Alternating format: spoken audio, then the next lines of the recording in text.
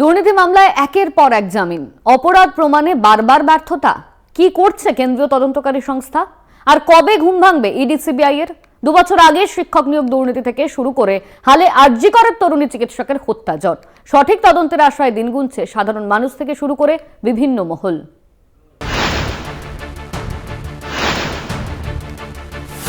সালটা 2021। প্রবল রাজনৈতিক চাপ, দলে ভাঙনের পরেও বিপুল ভোট এবং জনসমর্থন নিয়ে ফের বাংলায় মসনদ দখল করে তৃণমূল নেত্রীর কুর্সিতে মমতা বন্দ্যোপাধ্যায়। এরপর থেকে শাসক দলের বিরুদ্ধে একের পর এক অভিযোগ, শিক্ষা, কয়লা পাচার এবং গরু পাচার। একের পর এক গ্রেফতারি, হাইকোর্টে ধাক্কা। অবশেষে সব মামলার তদন্তভার কেন্দ্রীয় তদন্তকারী সংস্থা ইডি সিবিআই এর হাতে। ত্রিফলা দুর্নীতির মাঝে কাঁটা হয়ে দাঁড়ায় রেশন দুর্নীতি মামলাও। সেখানেও হাইকোর্টে রাজ্যের ধাক্কার পর মামলা যায় ইডি সিবিআই ঘরে। এরপর তদন্ত চলেছে মাসের পর মাস ধরে, কিন্তু সমাধান অধরা। শিক্ষক নিয়োগ দুর্নীতি মামলায় জামিন পেয়েছেন মানিক ভট্টাচার্য, জীবন কৃষ্ণ সাহা, কৌশিক ঘোষ, শেখ আলী ইমাম, সুব্রত রায় সামন্ত এবং চন্দন মণ্ডল। সোমবার শিক্ষক দুর্নীতি মামলাতেই জামিন মেলে পার্থ ঘনিষ্ঠ অর্পিতা মুখোপাধ্যায়েরও। কয়লা পাচার মামলায় জামিন পেয়েছেন অনুপ মাঝি, বিকাশ মিশ্র, জয়দেব মণ্ডল, নীরদ মণ্ডল, গুরুপদ মাঝি, নারায়ণ খড়কা। অন্যদিকে গরু পাচার মামলায় জেল মুক্তি ঘটেছে অনুব্রত মণ্ডল, সাইগাল হোসেনেরও। বিভিন্ন মামলায় ধৃতদের বিরুদ্ধে অভিযোগ ছিল ভুরি ভুরি। 2 বছর হয়ে গেল দুর্নীতি পর্দাফাশ হয়েছে, এখনো পর্যন্ত কিছুই প্রমাণ করতে পারেনি কেন্দ্রীয় তদন্তকারী সংস্থা। কোথাও গিয়ে কেন্দ্রীয় তদন্তকারী সংস্থার উপর আস্থা হারাচ্ছেন আবেদনকারীরা। সাধারণ মানুষের পাশাপাশি রাজনৈতিক মহলের একাংশ প্রশ্ন তুলছে, তবে কি এবার প্রমাণের অভাবে ছাড়া পেয়ে যাবেন পার্থ চট্টোপাধ্যায়ও?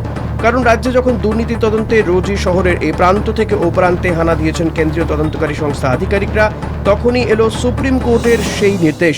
দুর্নীতির অভিযোগে গ্রেপ্তার কোনো ব্যক্তির বিরুদ্ধে আদালতে তথ্য প্রমাণ পেশ করতে না পারলে ওই ব্যক্তিকে দিনের পর দিন আটকে রাখা যাবে না। তাহলে এখন কোন পথে দাঁড়িয়ে রয়েছে রাজ্যের সাম্প্রতিক সময়ে 4 দুর্নীতি মামলার তদন্ত? এখানেই প্রশ্ন উঠছে কেন্দ্রীয় তদন্তকারী সংস্থার ভূমিকা নিয়ে। কারণ তদন্ত করতে গিয়ে এই বছরের জানুয়ারি মাসে উত্তর 24 পরগনা সন্দেশখালীতে আক্রান্ত হলো ইডি। সেই মামলাতেই সম্প্রতি জামিন হয়ে গেল অন্যতম অভিযুক্ত বাকিবুর রহমানের। ব্যক্তিগত 50 লক্ষ টাকার বন্ডে জামিন পান বাকিবুর। একই সঙ্গে জামিন পেয়েছেন উত্তর 24 পরগনার 2 তৃণমূল নেতা শঙ্করাঢ্য ও বিশ্বজিৎ দাস।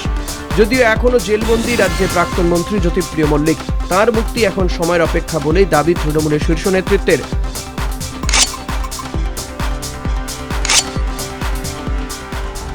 চলতি বছরের 9 আগস্ট আরজি করে সেমিনার হল থেকে উদ্ধার হয় তরুণী চিকিৎসকের নিথর দেহ।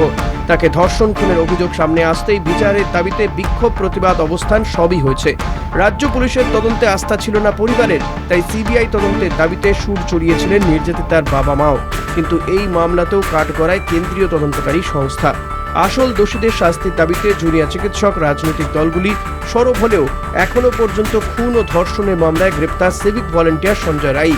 আরজি করে আর্থিক দুর্নীতি মামলায় সন্দীপ ঘোষকে গ্রেপ্তার করা হলেও খুন ধর্ষণের মামলায় তার গায়ে দাগ লাগেনি।